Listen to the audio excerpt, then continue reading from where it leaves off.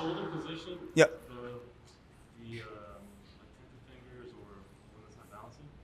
What like shoulder position in terms of? I've heard a lot of keeping the shoulder high. Some people are like it doesn't matter. What are your thoughts?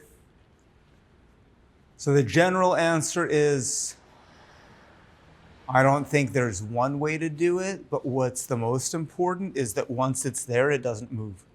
So there's going to be two main methods that I use. There's more than two methods. One, and there's a different amount of tilt. So we'll get into this, I'll discuss it now. So there's two methods that I use, and I generally do keep the shoulders in the same place. So you don't want any, you want to be a minimalist.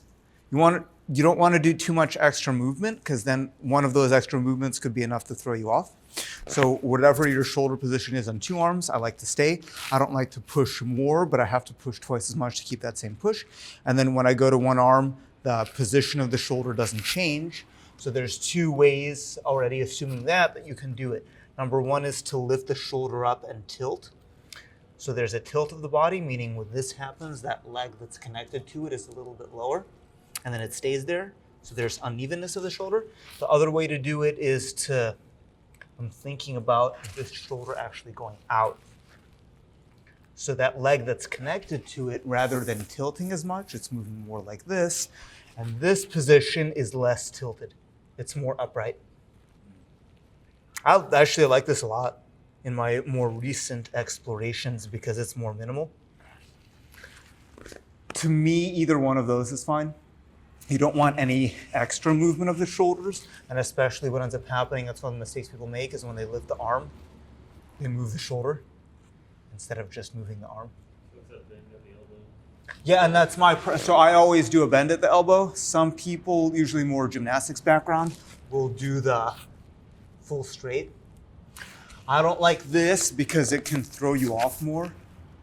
I find that the elbow, it's easier to soften the movement and keep it from throwing you off. So it's like elbow, and then when I lift, the elbow goes first and then the hand follows. Elbow, hand. Because what happens, again, there's no right or wrong. All of this is subjective. If you find a technique that works for you, good. If it works for you, doesn't matter what it looks like, what other people think of it, it's working for you. So that's fantastic. So if you do like this, some of the gymnasts do that. At this moment, my legs have to go further.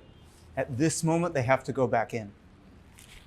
But if I do this, I didn't have to account for the counterbalance of my hand in the side-to-side plane. So it's my preference. If you lean this way into the shoulder, then this is a lot easier to do. But if you're more upright, it's more sensitive. We're getting deep. It's deep shit. Deep shit right here. A lot of details, yep.